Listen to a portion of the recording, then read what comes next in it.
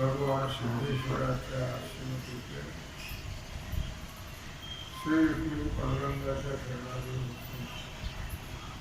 श्री सद्गुरु ज्ञानेश्वर महाराज, श्री जगद्गुरु तुकाराम महाराज, श्री संत एकनाथ महाराज यांच्या चरण सानिध्यामध्ये आपण सर्वजण मिळून महान ग्रंथराज ज्ञानेश्वरीच्या 12व्या अध्यायाच्या 174 75 76 ओळीचा आपण विचार करतो. विषय आहे शुचित्व, संतांचं पावित्र्य. तर ही उदाहरणं दिलेली आहेत. आपण काल पाहिलं काशी पवित्र आहे पण भूतकाळामध्ये, वाघ पवित्र आहे भूतकाळात, हरिण पवित्र आहे भूतकाळात, गाय पवित्र आहे वर्तमान काळात, तसा हिमालय पवित्र आहे पण भूतकाळामध्ये. कारण हिमालयावरती मोक्ष मिळतो पण बद्रीनाथला जाऊन नाही मिळत, तिथं जाऊन मरावं लागतं. काय म्हटलं, हिमवंतू दोष खाय परी जीविताची हानी होईल. हिमालय दोषाचा नाश करतो, पवित्र करतो, पण तिथं जाऊन मरावं लागतं. तिथं देह टाकला तरच मोक्ष प्राप्त होतो, नाही तर होत नाही. आता आपण पाहिलं किंवा काशी, त्याचप्रमाणे हिमालय, आता गंगा सुद्धा पवित्र आहे. शुचित्वे शुची गंगा होते आणि पापतापहीच आहे. परी तेथ आहे बुडणे एक. शुचित्वे शुची गंगा होय. गंगोदक हे अत्यंत पवित्र आहे. त्यामुळे पाप तापाचा नाश, गंगेच्या पाण्याने ताप जातो आणि स्नानाने पाप जात. परंतु त्या गंगेमध्ये बुडून मरवलं तर मोक्ष मिळतो. नुसतं स्नान करून नाही मिळत मोक्ष. परितेथ आहे बुडणे एक. ते गंगेमध्ये बुडावं लागतं. तर दुसरी गोष्ट अशी आहे की गंगा ही, हे सगळे मी आता हे उदाहरण तुम्हाला बरेचसे दिले. 8 काल वेगळे दिले, हे 3 पुन्हा, काशी, हिमालय, गंगा. पण हे संसर्गाने अपवित्र होत. गंगा पवित्र आहे, गंगेचं नाव घेतलं तरी पुण्य लागतं. पण गंगा ही संसर्गाने अपवित्र. माऊलीच म्हणतात, गंगोदक जरी झाले आणि ते मध्य भांडा आले, ते घेऊन काही केले विचारी का. गंगेचं पाणी आहे, गंगा आहे, पण तिने दारूच्या बाटलीत आणले तर अपवित्र होतं. संसर्गाने गंगा अपवित्र होते. तुम्हाला मी एक गोष्ट सांगितली, एक प्रवासी मनुष्य चालला होता रस्त्याने. संध्याकाळ झाली, त्याला म्हटलं कुठे राहावं, कुठेतरी आधार घ्यायला पाहिजे रात्री. पण एका वस्तीवर तो थांबला. त्याने विचारलं, आई साहेब मी थांबू का इथे?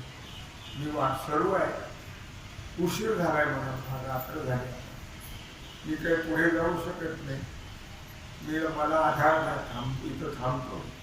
ते म्हणजे थांबा, काय हरकत आहे, जेवण करा, थांबा, सकाळी जा. थांबला. त्याला जेवायला घातलं आणि अंगणामध्ये त्याला अंथरून टाकून झोपलं. आता झोपल्यानंतर मालक कधी रात्री आले की नसतो आणि ते वरती जाऊन झोपले माडीवर. त्याला माहितच नाही खाली कोण झोपले. मग त्याने वरतूनच अशा प्रकारे रात्री मध्यरात्री लघुशंका केली. ती नेमकी याच्या अंगावर पडली, वरूनच लगेच होती. त्याला वाटलं काय पडलं नाही. त्याने विचारलं, ओ भैया ये क्या जल है क्या और क्या कुछ? तो म्हटला, अरे बाबा जल नहीं, बाकी काही नहीं, ये गंगाच आहे. गंगा आहे पण 2 तास माझ्या पोटात. गंगा आहे पण 2 तास काय झालं? तसं दारूच्या बाटलीत आणलेली गंगा अपवित्र. म्हणजे गंगा ही पवित्र आहे पण संसर्गाने अपवित्र होते. संसर्गाने अपवित्र होते. आता समजा आपण गंगा ही फेडीत पाप ताप, पोखित तिचे पादप, समुद्राजाय आप गंगेचे देशे. 16व्या अध्यायात एवढी ज्ञानेश्वरी 199. फेडीत पाप ताप. गंगा ही पापाचा नाश करते स्नान केल्याने. पाणी थंड पिल्याने तापाचा नाश करते, ताप जातो, गरमपणा जातो. पोखित तिचे पादप आणि काठावरच्या झाडाला ती पोचते आणि शेवटी समुद्राला जाऊन प्राप्त होते. स्नान केली या गंगा, भागवतात नाथराय म्हणतात. 2ऱ्या अध्यायामध्ये 251 ओवी आहे. स्नान केली या गंगा, पवित्र करी सकल जगात. गंगेमध्ये स्नान केलं असता सर्व जगाला गंगा करते, पवित्र करते. ते गंगा ही निरताप गंगा, तुमचे चरण संगवांचे. पण त्या गंगेला सुद्धा पवित्र होणे कारण असं आहे, संत जे जातात तीर्थाला ते तीर्थाचं पाप जाण्यात आणि सामान्य लोक जे जातात आपलं पाप जाण्यात. मग त्यांचं पाप सर्व गंगेच्या ठिकाणी जातं आणि गंगा मलिन होते. मग तिला संतांचे अंग लढे, पापाते जिनले गंगे, तीर्थे तया ठाया, एके पुनीत भावया, पर्वकाळ पाया तरी वसे वैष्णव. तीर्थे तया ठाया एके पुनीत भावया. मग सगळ्या जगातले तीर्थ संतांच्या चरणाजवळ जातात पवित्र होण्यासाठी. आपल्याला उदाहरण माहिती आहे, सगळ्यांच्या परिचित आहे उदाहरण. ज्यावेळी पुंडरीकराय आई वडिलांना घेऊन पत्नीला घेऊन चालले होते तीर्थयात्रेला. जात असताना आई वडिलांच्या गळ्याला दोर लावले होते, पत्नीला खांद्यावर घेतलं होतं आणि संध्याकाळ झाल्यामुळे एका आश्रमाच्या सानिध्यामध्ये जवळ ते थांबले. आता थांबल्यानंतर रात्री मध्यरात्रीच्या वेळेला ते बसले, बायकोचे पाय दाबले. आई बाप बिचारे बाजूला बसलेले आहेत. एवढ्या 3 बाया काळ्या कुट्ट आणि त्या आश्रमात गेल्या. तो कुकुट आश्रम. मग त्या आश्रमात गेल्यानंतर त्यांनी तो सर्व आश्रम साफ केला, झाड झूड केर काढला, कचरा काढला, साधूंचे काही कपडे असतील, भांडे असतील ते सगळे स्वच्छ केले, त्यांना नमस्कार केला. त्यामुळे साधूच्या दर्शनाने त्यांचं पाप संपूर्ण नष्ट झालं. ते जे जगाचं पाप त्यांच्यावर होतं ते मालिन्य गेलं सगळं आणि ते असं स्वच्छ झालं. त्या येऊ लागल्या कोणाच्या 8 वाजता त्या वेगळ्याच तेजपुंज. त्याला वाटलं त्या पुंडलिका की मगाशी जाताना या काळ्या कुठे होत्या त्याच त्या काय आता एवढं तेज कसं काय. ते बाहेर येताना ज्याने पाहिलं आणि पुंडलिक त्यांच्याकडे जाऊ लागले. त्यांनी सांगितले लांब उभं राहा पापी. ते म्हणले मी पापी असण्याचं पुण्यवान नसतो, पण तुम्ही मगाशी ज्या गेल्या होत्या काळ्या कुठे होऊन आणि आता जर तेजपुंज होऊन आला तर तुम्हीच का. हो म्हणले आम्हीच आहोत. गंगा यमुना सरस्वती आमची तीर्था, तुझ्यासारखे दुष्ट लोक आमच्यामध्ये स्नान करतात आणि त्यामुळे आम्हाला मालिन्य प्राप्त होते, मलिनता प्राप्त होते. आणि मग संताकडे आल्यानंतर तीर्थे तया ठाया येती पुनीत भावया पर्व काळ पाया तळी वते वशिव. पुनीत केले विष्णुदासी संगे आपुलिया दोषी. जर अशा प्रकारे आम्ही गंगा यमुना सरस्वती आहोत.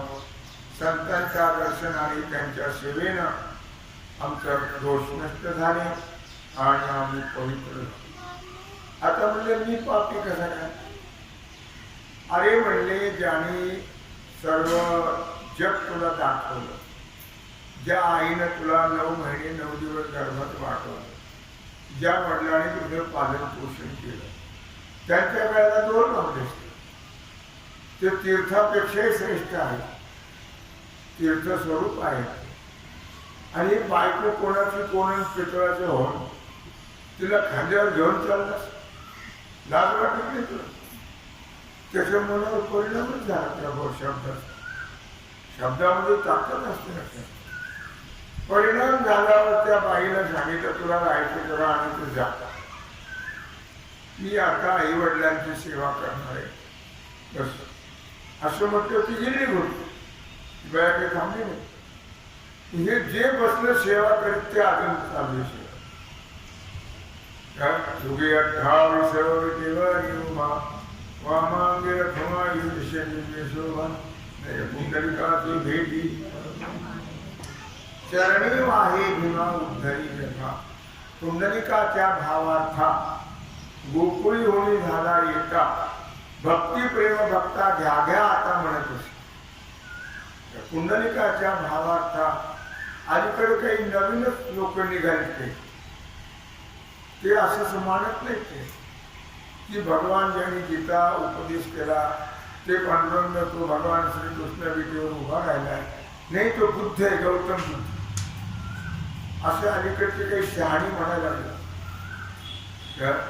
तो गौतम बुद्ध आहे. ओव्यामध्ये काही बौद्ध शब्द आला तर त्याला ते बुद्ध पकडलं आणि त्याला गौतम बुद्ध असं काही म्हणतात लोक. ते अर्धवट आहेत. मला मुद्दा काय सांगायचा लक्षात ठेवा की आजही पुंडलिकडा आहे, आई वडिलांची सेवा करता आहे आणि भगवान 2 गोष्टी करतात पंढरपूरला. एक तर रुक्मिणीबाई अंगोर आल्या होत्या. त्याचं कारण असं आहे, विषय आपला लक्षात असू द्या मुद्दा. त्याचं कारण असं आहे की दरबारामध्ये भगवंताची मर्यादा पाळल्या जातात. जेव्हा भगवान दरबारात सिंहासनात बसलेले असायचे त्यावेळी कोणतीही स्त्री त्यांच्या जवळ जायची नाही, लागून दर्शन यायचं न जायचं. पण एक दिवशी राधा आली आणि ती भगवंताच्या मांडीवर बसली. आता राधा कोण आहे सगळ्यांना माहीत नाही. राधा हे भगवंताचंच रूप आहे.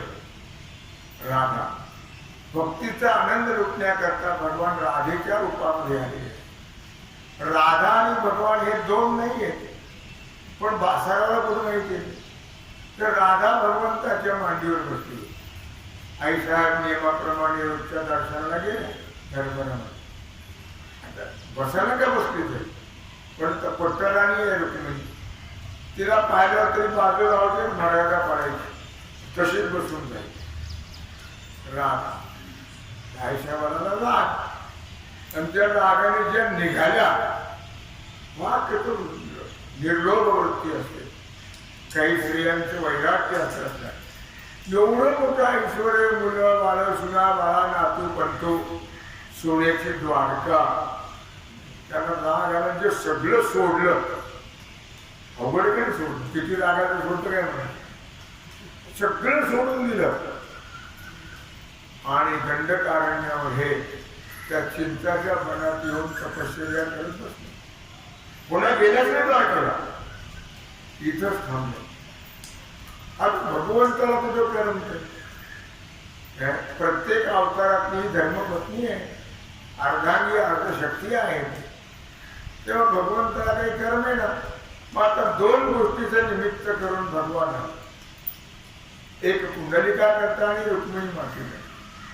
मग भगवंताने द्वारका सोडली. डोंगरेजी महाराज कधी सांगत नव्हते भगवान निधामाला गेले, ते सांगायचे द्वारकेहून भगवान पंढरपूरला आले.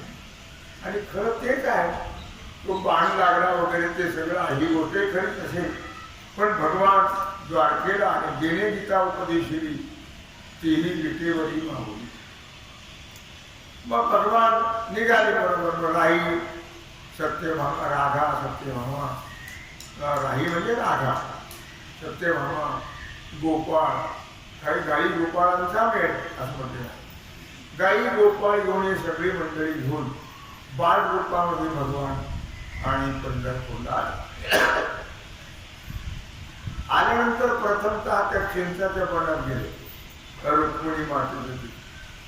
तिथं गेल्यानंतर ती काठी, घोंगडी, गाया, गोपाळ, आणि ती काठी अशी कोणी पायाच्या मध्ये घातली, वापरून बघू लागली रुक्मिणी मातेकडे. रुक्मिणी माता म्हणजे परपुरुषाने परस्त्रीकडे पाहायला लाज वाटत नाही, ते बऱ्याचशा बोलले.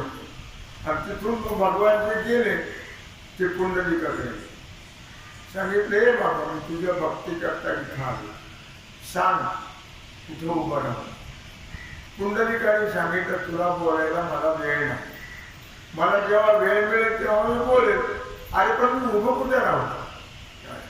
मग त्याने जी वीट होती जवळ ती मागं फेकली. मागे फिरकाविली विठ, काळे कुंजा मात्र अशी नामदेवराय म्हणतात. उभे केले विठ्ठलाशी, ऐसा कैसा रे तू धिट, मागे फिरकाविली विठ. वीट फेकून दिली आणि सांगितलं याच्यावर उभा राहा, कमरेवर हात ठेवून. म्हणजे लोकांना सूचना दे की भवसागराचं पाणी माझ्या कमरे इतकंच घेऊ नका, या घेऊ नका. तेव्हा अशा प्रकारे तिथं उभा राहा, मला वेळ मिळेल तेव्हा तुझ्याशी बोलेल. अजूनही भगवंताला कुंडलिकाला वेळ मिळाली नाही बोलायला सगळे सेवामध्ये. त्या अजून सेवेतच आहेत कुंडलिका. 28 युग झाले तरी ते आईवडिलांची सेवा करत आहेत आणि भगवान त्याची प्रतीक्षा करत आहेत. मुद्दा आपला कुठून सुटला, तीर्थ. तीर्थे तया ठाया येती पुनीत भावया, पर्वकाळ पाया तरी वसे वैष्णवा. काय संतांच्या साधारण सानिध्यामध्ये एक पर्वकाळ आहे. संतांच्या चरणस्पर्शाने तीर्थ पवित्र होतात. म्हणून संत जे तीर्थाला जातात ते तीर्थाचं मालिन्य जाण्याकरता, आणि सामान्य जे जातात ते तीर्थ आपलं पाप जाण्याकरता. म्हणून सामान्याच्या पापाने तीर्थ मलिन होतात आणि संतांच्या चरणस्पर्शाने तीर्थे तया ठाया येती पुनीत भावया, पर्वकाळ पाया तरी वसे वैष्णवा. पुनीत केले विष्णुदास. संत हे आपल्या भक्ताला म्हणजे सामान्य लोकांना पवित्र पुनीत करतात. कसे पुनीत करतात याच्याकरता मी एक गोष्ट सांगत असतो. ती गोष्ट मी आपल्या ग्रंथामध्ये लिहिलेली आहे. मी छोटासा एक ग्रंथ केला लॉकडाऊन मध्ये.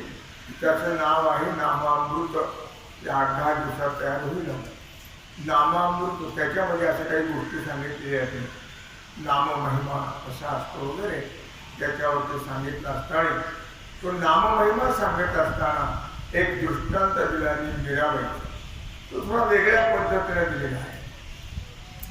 पुनीत केले विष्णुदासी संगे आपुलिया दोषी.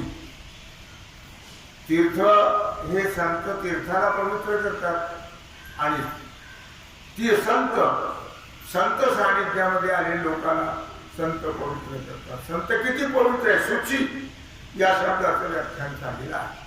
तो संत किती पवित्र आहे ते सर्व गंगा वगैरे तीर्थाला संत सगळ्यापेक्षा मी काल सांगितलेल्या 8 गोष्टी पुन्हा काशी आहे, हिमालय आहे, गंगा आहे, या सगळ्यापेक्षा कारण हे संसर्गाने मलिन होतं. गंगा हे मी तुम्हाला उदाहरण दिलं. गंगोदक जरी झाले तरी ते मध्य भांड आले. घेऊळे काही केले विचारले का? दारूच्या भांड्यात गंगा आणली तर संसर्गाने तू अपवित्र होतो. म्हणून संसर्गाने तीर्थ हे स्थान अपवित्र होतं. पण संत मात्र हे अखंड पवित्र पुनीत असतात आणि ते दोषी माणसाला पवित्र करतात. याच्याकरता मी मीराबाईचे एक उदाहरण सांगितलेलं आहे की मीराबाई ह्या श्रीकृष्ण भक्त होत्या. मुळापासून तुम्हाला सांगत नाही, फार लांब कथा आहे ती मीराबाईच्या जन्मापासून. तेव्हा त्या श्रीकृष्ण भजन करत असत नेहमी. त्यांच्या वडिलांनी त्यांच्या लग्नाची प्रयत्न केली, त्यांनी नकार दिला. सांगितलं ज्या भगवान श्रीकृष्णाची मूर्ती तुम्हाला वडिलांना सांगितलं दिली त्याच्याच बरोबर मी लग्न झालं. मला दुसरं लग्न करायचं नाही. काही म्हणतात केलं लग्न ते काय काही पुष्कळचा भाग होतो. आणि मग पुढे मीरा मध्ये लोक कहे मीरा भैरे बावरी पाप कहे कुल नाशी रे पग घुंगर बांध मीरा नाची. विष का प्याला राणाजी रे भेजा पिवत पिवत मेरा हाशी रे पग घुंगर बांध मीरा नाची. लोक नावं का संतांच्या मेळ्यामध्ये मीरा नाचत असते. मग आता लोकांच्या काय तोंडात चिकटपट्टी लावतात. तो नावं ठेवतात फार मोठी. कसंही जर तुम्ही वागलं ना तरी त्याला नावं ठेवणारे लोक जगामध्ये आहेतच. आता ती नावं ठेवणं खूप चांगलं असतं ना. 1-2 लोकांनी माझ्यावर ठपके ठेवले पण मी त्यांना फार चांगलं समजतो. ते माझे नाही का हमाल आहेत, पाप धुवून घेणारे, पापाचा बोजा वाहणारे हमाल आहेत ते असं मी समजतो आणि त्यांना फार महत्व देतो. त्यांच्यामुळे मला महत्व, त्यांच्यामुळे मी पवित्र होतो आहे. लोक नाव ठेवतच असतात. तुम्ही कसं जरी वागला तरी लोक नाव ठेवणार आणि ते आपल्या जवळचे नाव ठेवतात, लांबचे नाही. जे ज्यांची भावना आपल्याला होती अति परिचयात आवड असं बोलत. पण जास्त परिचय झाला की ती भावना राहत नाही. मग काहीतरी दोष द्यायचे, काहीतरी निंदा करायची, ती फार चांगली गोष्ट. निंदक दूर कीजे धीजे आदर मान तन मन सब निर्मल करी बकी बकी आने ही आन.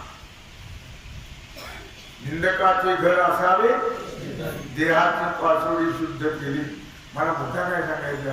मात्र लोक आहे, लोक काय बोलतात मीराबाईला काही सांगता येत नाही, काही बोलायचं. शेवटी बापाला राग, तिनं आपल्या कुळाचा नाश केला होता. मग त्याने विष दिलं, तिला मारून टाकायचं ठेवायचं. दिलं विष. दिल्यानंतर त्या आईच्या हाताने दिलं. आता मीराबाई कुठे विष घ्यायला तयार आहे, पण आईने सांगितलं तुला घ्यावं लागेल. काय घेते, पण तू दुःख मानू नको, रडू नको.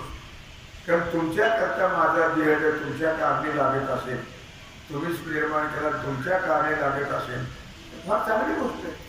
वाईट मानायचं काही कारण हो नाहीये. आईचं हृदय आहे. काय तिने सांगितलं काही हरकत नाही, मी विष घेते म्हणून मीराबाईनं कोणती गोष्ट म्हणून तुम्हाला सांगायचं, नेहमी दूषित असली तरी ती आपल्याला बाधत नाही. कुठली गोष्ट देवाला अर्पण करून घ्या हे नेहमी सांगतो. कुठं पाणी प्यायचं असेल कृष्णार्पण, चहा प्यायचा कृष्णार्पण, जेवायचं कृष्णार्पण, कृष्णार्पण म्हणून घ्या. कोणतंही काम करत असेल देवाला अर्पण करा, म्हणजे त्याची बाधा आपल्याला होत.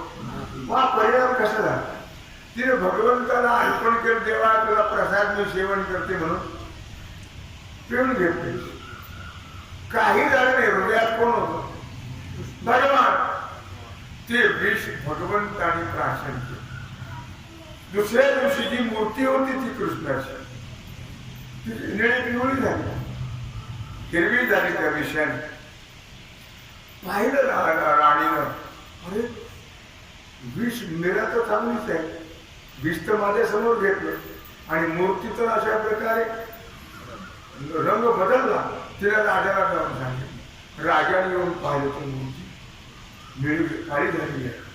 त्या निळी काळी झाली, वाईट वाटतं राजाला. आपल्याकरता आपण मुलीला आपण लोकांचं ऐकून ते केलं. मग त्यांनी मीराचे पाय धरले असं वर्णन. ओ मीराचे पाय धरले आणि सांगितलं, मीरा कृपा करा माझ्यावर आणि देवाची प्रार्थना कर की हे कलर तुझ्या अंगात जाऊ दे विषयाचा. मग मीराबाईने प्रार्थना केल्यानंतर तो सर्व हिरवा कलर गेला, पण कंठाला तेवढं ठेवलं हिरवा, ते खून म्हणतो. आणि तिथून पुढे मात्र मग मीराला दोष दिल्याने राजाने खूप प्रेम केला. अशी मीराबाई एकदा आपल्या महालामध्ये भगवंताच्या पुढे नृत्य करत होती. भगवंताचं भजन, श्रीकृष्ण गोविंद हरे मुरारे हे नाथ नारायण वासुदेव, असं भजन करत. भजन करत असताना एक भंग्याची बाई आहे, ती रोज यायची साफसफाई करायची. ते साफ मी मुद्दा काय लक्षात ठेवा, कसं करायला सांगतो. पुनीत केले विष्णुदासी संगे आपुलिया दोषी. त्या बाईनं साफसफाई करावी, निघून जा. एक दिवशी तिचा एकुलता एक मुलगा तिच्या बरोबर आला. ही कथामीच्या पुस्तक ग्रंथात लिहिली. एक दिवशी तिचा मुलगा आला, त्या बाईचा एकुलता एक मुलगा होता आणि त्याने मीराला पाहिलं. मीरा इतकं सौंदर्य होतं मीराचं अप्रतिम. आणि त्या मीराला पाहिल्यानंतर तो घरी गेला आणि गोधडी घेऊन झोपला. आईने विचारलं, काय झोपलं, डोकं दुखतं का म्हणलं नाही, पोट दुखतंय का म्हणलं नाही, ताप आलाय का नाही.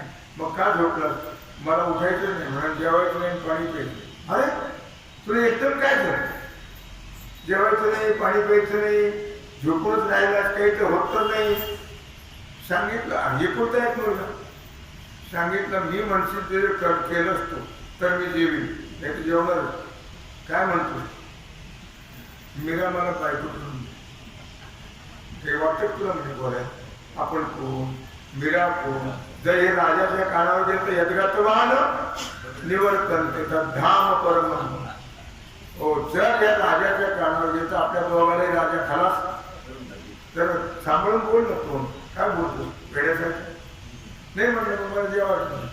तो 5-7 दिवस तसाच पडून राहिला, अन्न नाही पाणी. आता एक दिवशी ती बाई नेहमीप्रमाणे गेली, काम केलं सर्व साफसफाई आणि दाराच्या कोपऱ्यात उभी राहिली. जे रडत होती. मीराबाई भजन करत होत्या. त्या भजन करता करतच आल्या बाहेर. सहज आल्या तर बाईला ती रडत होती. तिने विचारलं, बाई काय करता, डोकं दुखते, पोट दुखते म्हणजे नाही. मग काही तुम्हाला त्रास होतो का, कोण त्रास दिला का, तुम्हाला कोण बोललं का, रागावलं म्हणजे नाही. मग काय तुम्हाला काही पाहिजे का, ते म्हणजे काही नाही. मग का रडतात लोक, ते म्हणजे सांगण्यासारखं हो म्हणजे सांगण्यासारखं. मग रडतात तर सांगा ना, म्हणजे सांगितलं तर मी जिवंत राहणार.